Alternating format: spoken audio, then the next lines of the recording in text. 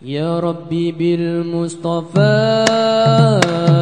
بلغ مقاصدنا واغفر لنا ما مضى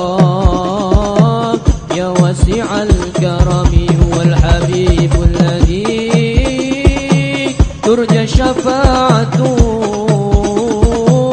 لكل هول من الأهوال متحمل. Allahumma salli wa sallim wa barik alaihi wa ala alihi.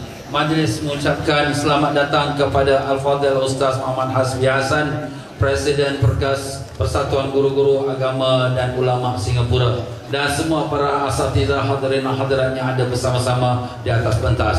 Ahlan wa sahlan. Dan kepada para jemaah-jemaah muslimin muslimat yang baru sampai, kami ucapkan selamat datang, selamat sampai menjadi tetamu Rasulullah sallallahu alaihi wasallam. Ya tuan-tuan dan puan-puan rahimakumullah, malam ini kita banyak berselawat pada Nabi sallallahu alaihi wasallam, dan ini adalah merupakan satu ibadat yang sangat besar di sisi Allah Taala. Kenapakah ibadat yang sangat besar?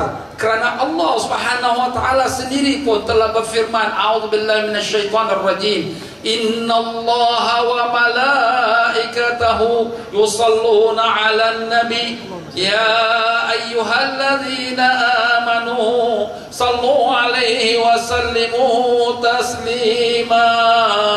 Allahumma salli wa sallim wa barik.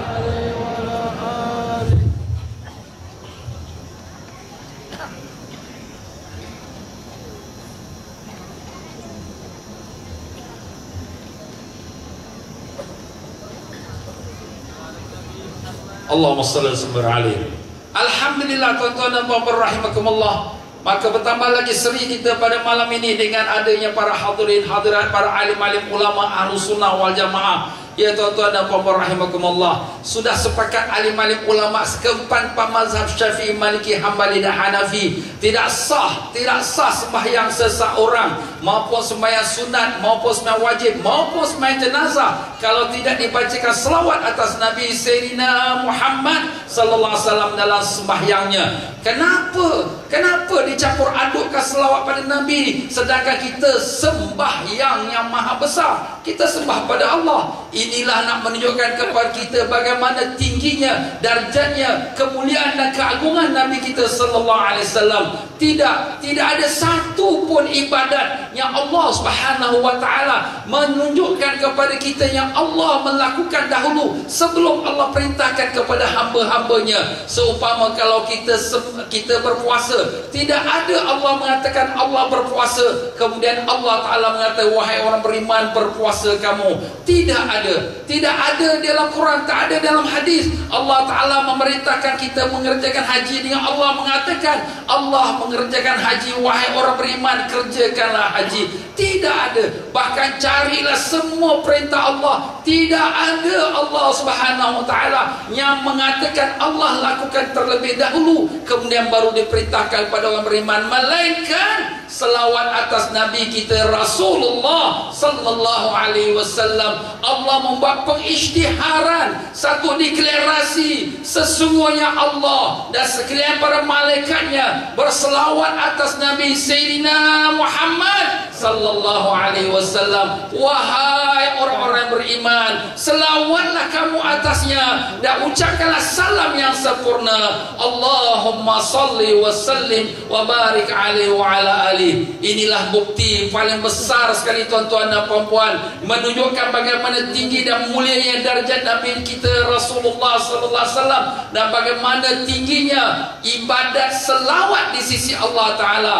Inilah nak menunjukkan kepada kita selawat ini adalah amalan yang mulia, bahkan amalan yang kabul, diterima oleh Allah Taala. Sebagaimana berkata alim-alim ulama, kullu amalin bainar raddin wa qabulin illa salata ala nabi fa inna qabulahu muhattamun. Semua amalan-amalan kita antara diterima atau ditolak oleh Allah. Kenapa pula? Ya, kalau amalan itu ikhlas mengikut syariat diterima oleh Allah. Tapi kalau amalan itu riya atau menyalahi syariat tidak diterima oleh Allah Taala.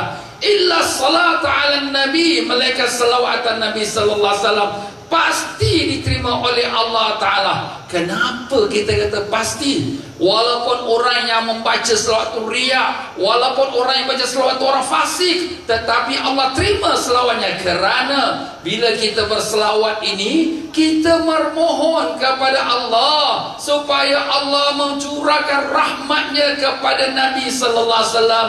Dan sesungguhnya Allah sayang pada Nabi kita. Pasti Allah akan terima doa itu, dan Allah akan curahkan rahmatnya kepada Nabi kita Sallallahu Alaihi Wasallam. Walaupun yang memohon itu orang yang fasik, walaupun yang memohon itu orang yang tak ikhlas, tapi kerana permohonan itu kerana untuk Nabi yang mulia, maka Allah SWT terima permohonan itu. Inilah kemuliaannya kita berselawat atas Nabi Sallallahu Alaihi Wasallam. Sebab itu dalam hadis baginda telah mengatakan, sesiapa yang berdoa, kalau dia mulakan dengan selawat dan kemudian di akhir dengan selawat, maka doanya akan diterima oleh Allah Ta'ala.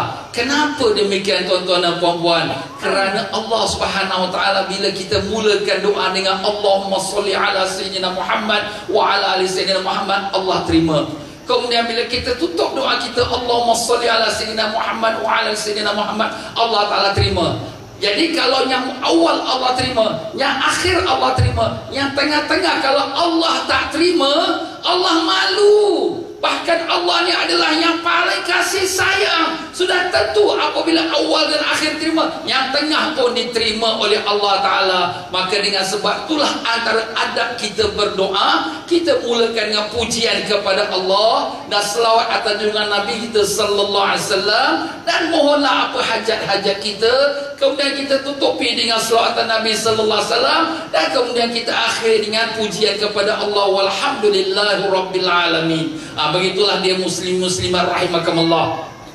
Sebab itulah beruntunglah orang yang memperbanyakkan selawatan Nabi Sallallahu Alaihi Wasallam.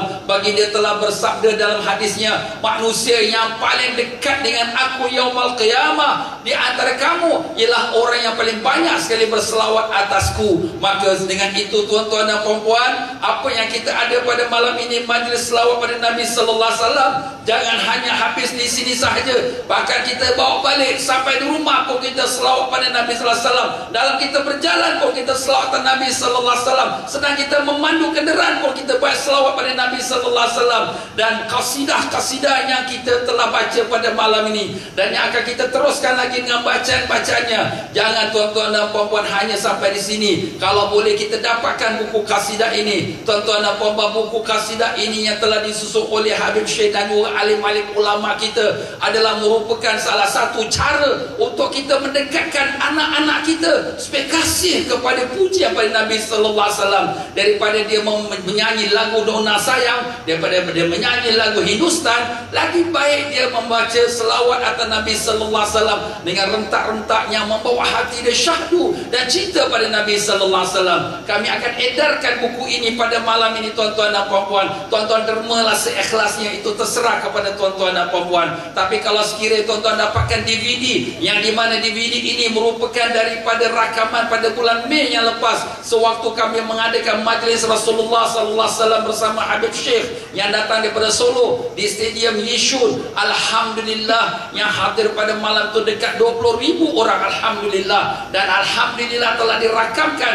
Dapatkanlah ini dengan harga $10, dan dapat pula lagi bukunya hadiah pula, iaitu buku kasidahnya. Jadi tuan-tuan dan puan-puan rahimakumullah, kami harap tuan-tuan dapatlah mendapatkan buku ini, bawa balik supaya dapat sama-sama kita dapat hayati di rumah kita pula, bukan hanya di padang ini sahaja.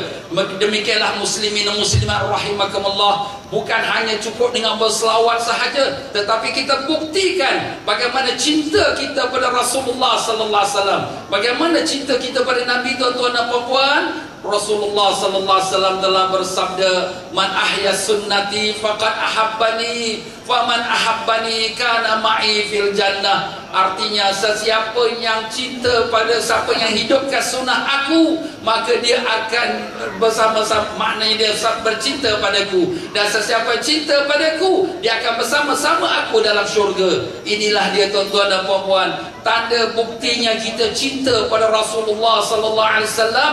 bukan sekadar berselawat sahaja, tetapi hendaklah kita buktikan dengan kita hidupkan sunnah baginda Nabi sallallahu alaihi wasallam. Sunnah baginda Nabi memang banyak, tetapi apa yang telah disebutkan awal tadi yang Allah puji pada Nabi kita sallallahu alaihi wasallam, sehingga Allah sebutkan wa innaka la'ala khuluqin azim, sesungguhnya engkau ya Muhammad atas akhlak yang sangat mulia. Maka dengan sebab itulah tuan-tuan dan puan-puan rahimakumullah, kita hidupkan akhlak Nabi sallallahu alaihi wasallam. Akhlak Nabi sallallahu alaihi wasallam adalah merupakan akhlak yang terpaling baik sekali. Bahkan itulah akhlak yang dipuji oleh Allah Ta'ala, dan itulah tanda keimanan seseorang yang sempurna. Rasulullah sallallahu alaihi wasallam telah bersabda, akmalukum imana ahsanukum khuluqa. Orang yang paling baik, orang yang paling sempurna iman kamu ialah orang yang paling baik akhlaknya. Jadi akhlak inilah menjadi kayu ukur kepada keimanan kita. Kalau akhlaknya baik, maka itulah tanda iman yang sempurna. Kalau akhlaknya buruk, maka itulah tanda iman yang sangat lemah. Tetapi baginda Nabi sallallahu alaihi wasallam membuat contoh bagaimana yang dikatakan akhlak yang baik itu. Baginda Nabi sallallahu alaihi wasallam bersabda dalam sambungannya, khiyarukum li ahli. Orang yang paling baik antara kamu ialah orang yang paling baik pada keluarga familinya. Dan Nabi sallallahu alaihi wasallam tunjukkan lagi macam mana nak contoh akhlak yang baik dalam familinya. Dan Nabi mengatakan wa ana khiyarukum li ahli, dan akulah yang paling baik antara kamu kepada keluargaku. Arti katanya lain tuan-tuan dan puan-puan, untuk kita menghidupkan sunnah Nabi sallallahu alaihi wasallam ini ialah dengan kita mulakan dalam rumah tangga kita sendiri. Hidupkan sunnah Nabi dengan keluarganya, dengan berbaik dengan keluarga familinya, dengan istrinya, dengan suaminya, dengan anak-anaknya, dengan ibu ayahnya, dengan adik-beradiknya. Itulah tanda buktinya bagaimana dia telah menjadi orang yang sempurna imannya. Tapi bagaimanakah akhlak Nabi sallallahu alaihi wasallam dengan family dalam rumahnya? Akhlak Nabi sallallahu alaihi wasallam dalam family rumahnya, tak pernah Nabi bertengkar dengan keluarganya, tak pernah Nabi maki hamun, tak pernah Nabi mengatakan perkataan-perkataan yang kesat, tak pernah Nabi menghina istrinya, tak pernah Nabi mengutuknya. Ini sifat akhlak yang mulia muslimin muslimat, perlu kita contohi. Baik sang suami, baik sang isteri, kita contohi sifat akhlak Nabi. Jangan kita mengutuk suami kita, jangan kita mengutuk isteri kita, jangan mengata dia, jangan membodoh-bodohkan dia, jangan kita kata kau tak betul, kau tak bagus. Tetapi kita hendaklah dengan akhlak yang mulia. Rasulullah sallallahu alaihi wasallam selalu memuji istrinya, selalu memuji anaknya. Kenapa? Kerana itulah sifat manusia.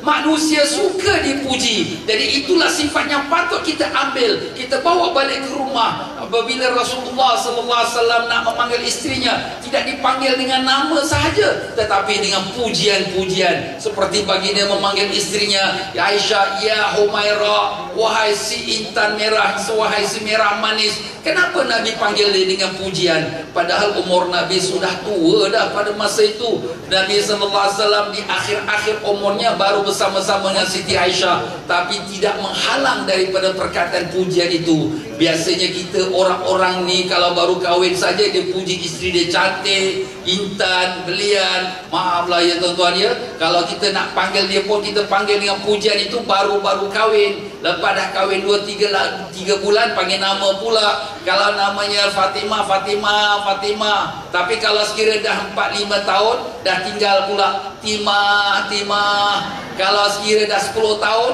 tinggal lagi Mah, Mah. Kalau dah 10 tahun, tinggal Oi, Oi. Dah tak panggil lagi nama dah. Kenapa jadi macam tu? Sedangkan Nabi SAW umurnya sudah meningkat, dah hampir orang kata nak balik kepada Allah Ta'ala, tapi memanggil istrinya dengan cantik, dengan bahasa yang memuji istrinya. Inilah dia kita perlu ubahkan sikap kita muslim-muslimat. Kita panggillah isteri kita dengan pujian yang cantik, yang manis, yang gembirakan dia. Begitu juga isteri, bila memanggil suami, panggillah sayang, abang, kada. Jadikanlah satu perkataan yang mesra dalam rumah tangga. Ini sunnah Nabi sallallahu alaihi wasallam.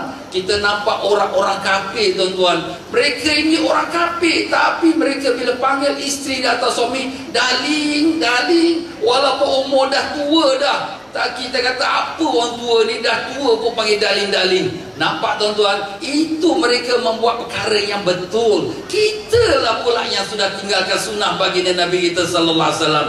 Demikian juga Nabi sallallahu alaihi wasallam apabila dia dalam rumahnya sentiasa memuji istrinya ataupun memuji dengan kebaikannya. Pernah Nabi sallallahu alaihi wasallam bila pulang ke rumah Siti Aisyah, "Ya Aisyah, ada apa-apa makanan?" Aisyah kata, "Tak ada ya Rasulullah, yang ada hanya roti dengan cuka sahaja."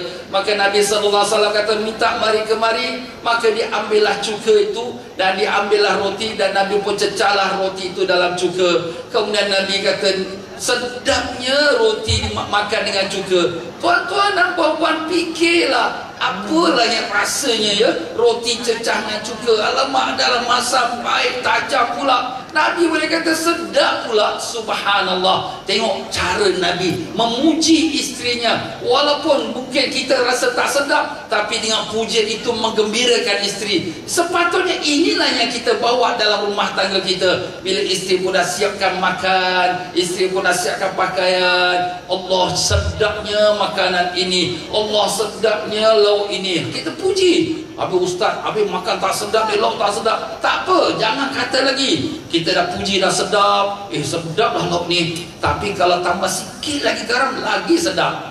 Alamak, kurang garam lah.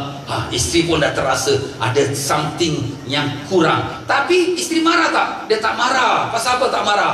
Pasal suami dah siapkan dalam pilo dah. Jadi bila jatuh atas dalam pilo spring, tak sakit. Cuba kita kata, apa ni makanan ni, tawa heavy je.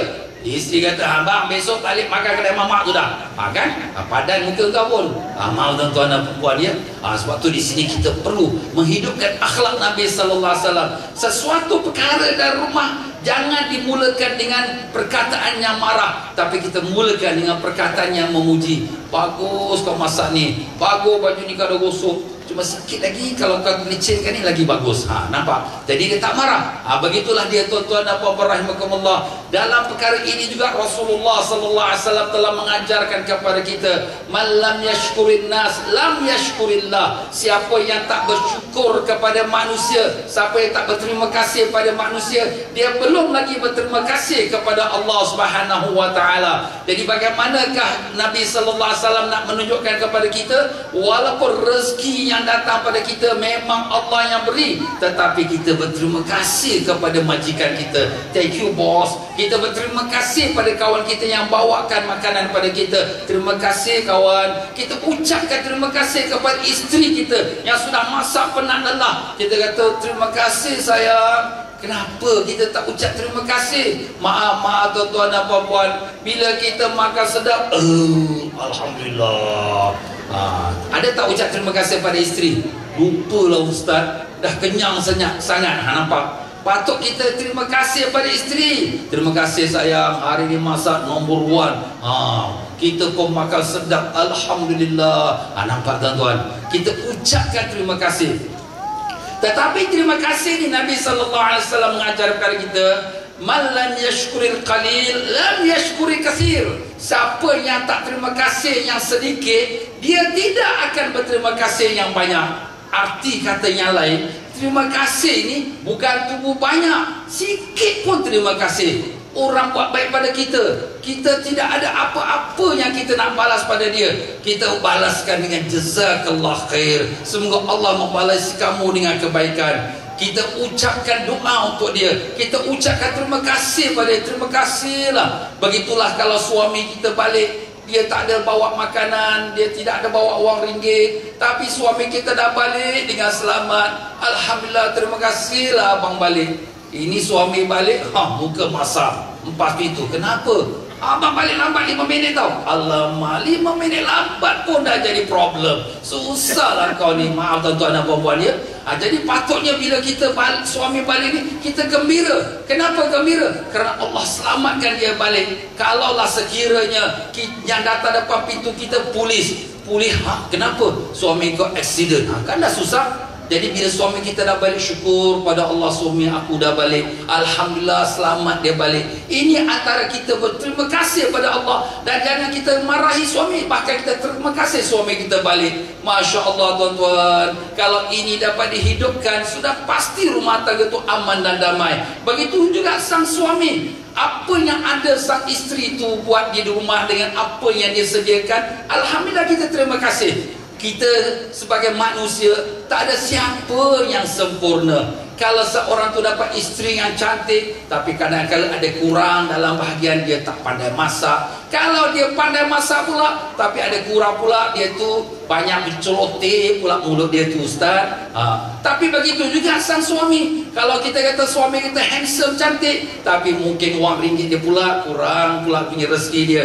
Kalau sekiranya rezeki dia pun banyak, Masya Allah, tapi mungkin akhlak dia buruk sikit kepada kita, apa kita nak buat? Itu pun semua dah kejadian Allah. Allah yang jadikan hamba-hamba dia. Kita bersyukur pada Allah, apa yang ada Allah akan tambahkan lagi lebih baik daripada yang demikian. Inilah sebenarnya tuan-tuan, kita jangan expect semua everybody perfect. Soalannya, apakah kita sudah perfect? Apakah kita dah sempurna? Kita pun tak sempurna. Kita jangan harap, kenapa kau tak buat ini, hak aku tahu sebagai suami. Kenapa kau tak buat ini, hak aku tahu sebagai isteri. Soalannya, sudahkah kita pula yang tunaikan kepada isteri kita hak isteri kita atau hak suami kita? Kalau masing-masing dapat menjaga harmoni rumah tangga, mahkamah syariah pun kosong, tak ada orang nak diminta cerai tuan-tuan. Tapi dah kerana keadaan dunia hari ini tidak dipimpin dengan akhlak Nabi sallallahu alaihi wasallam dalam rumah, yang dipimpin ialah dengan hawa nafsu, keinginan yang tak mengikuti sunnah baginda, akhirnya mahkamah pun penuh sesak. Tak cukup siang hari sampai malam hari, tok kaji dengan tidur pun kena ketuk pintu nak bercerai. La ilaha illallah. Kenapa jadi macam ini? Inilah dia muslim-muslimat rahimakumullah. Kita jangan hanya berselawat sahaja pada malam ini, tapi kita bawa balik akhlak Nabi sallallahu alaihi wasallam dalam rumah tangga kita. Kita bawa balik dengan penuh rasa kasih sayang pada keluarga kita, kasih sayang pada isteri kita, kasih sayang pada suami kita, kasih sayang pada ibu ayah kita, kasih sayang pada anak-anak kita. Kerana semua ini adalah merupakan nikmat dan amanah dari Allah Ta'ala. Apabila Allah beri kita isteri, itu adalah nikmat dan amanah Allah yang akan kita disoal. Apabila Allah beri kita suami, itu adalah nikmat dan amanah Allah yang kita akan disoal. Demikianlah anak-anak yang Allah beri pada kita, itu juga adalah nikmat dan amanah Allah yang akan kita disoal. Sebab itu apabila kita bersama-sama mereka, tunjukkan rasa kasih sayang kita kepada mereka, lafazkan kasih sayang kita kepada mereka. Sebagaimana Nabi sallallahu alaihi wasallam telah bersabda, "Idza ahabba ahadukumul mar'a falyukhbirhu." Apabila seseorang kamu sayang pada seorang, beritahu kepada dia. Jadi kalau kita sayang kepada isteri kita dan memang kita sayang pada dia, kita beritahu, sayang abang kepada dinda. Bagi tahu dia. Apabila kita pula isteri sayang pada suami, kita beritahu pada dia, sayang abang. Jadi kita memberitahu kasih sayang kita pada suami, pada isteri, supaya isteri kata, suami aku sayang aku lagi. Si suami pula kata, isteri aku sayang aku lagi. Begitulah dia tuan-tuan dan puan-puan. Apabila kita dengan anak-anak kita, kita beritahu pada mereka, bapa sayang pada anak. Kita beritahu pada abang kita, saya sayang pada abang. Jadi dengan adanya perasaan kasih sayang ini, dia akan menumbuhkan tali silaturahim yang kuat. Inilah hari ini yang sudah hilang di antara kita. Kita hanya melafazkan sayang pada hari baru kita kahwin, baru kita dapat anak masih baby lagi. Tapi bila budak dah besar, kita pun dah tak peduli lagi. Bahkan nak panggil sayang pun susah. Bahkan kita nak cium anak kita pun susah. Bahkan Nabi sallallahu alaihi wasallam apabila masuk ke rumah Siti Fatimah bangun cium ayahnya. Apabila Siti Fatimah pula datang ke rumah Nabi, apabila Nabi pun bangun dan Nabi cium anaknya Fatimah. Inilah yang menunjukkan tuan-tuan dan puan-puan, sifat rasa cinta kasih sayang yang kehilangan di antara kita pada masyarakat hari ini. Marilah semua tuan-tuan dan puan-puan, kita kembali daripada majlis ini, kita ucapkan terima kasih pada isteri kita, terima kasih pada suami kita, sayang suami kita, sayang isteri kita, sayang pada anak-anak kita, cium anak kita, cium isteri kita, cium suami kita. Kenapa kita cium hanya baru kahwin? Dah lama kahwin tak boleh cium ke? Kita cium isteri kita, cium suami kita, tandakan kasih sayang kita kepada mereka. Boleh ke tidak tuan-tuan dan puan-puan? Boleh ke tidak? Alhamdulillah, mudah-mudahan majlis ini benar-benar mendapat barakah dan syafaat daripada Rasulullah sallallahu alaihi wasallam. Allahumma amin ya rabbal alamin. Kita dengarkan lagi qasidah dan pujian pada baginda Nabi kita sallallahu alaihi wasallam. Salatu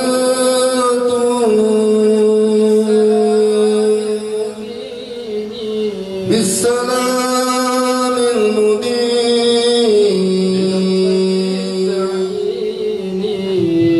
limutatitai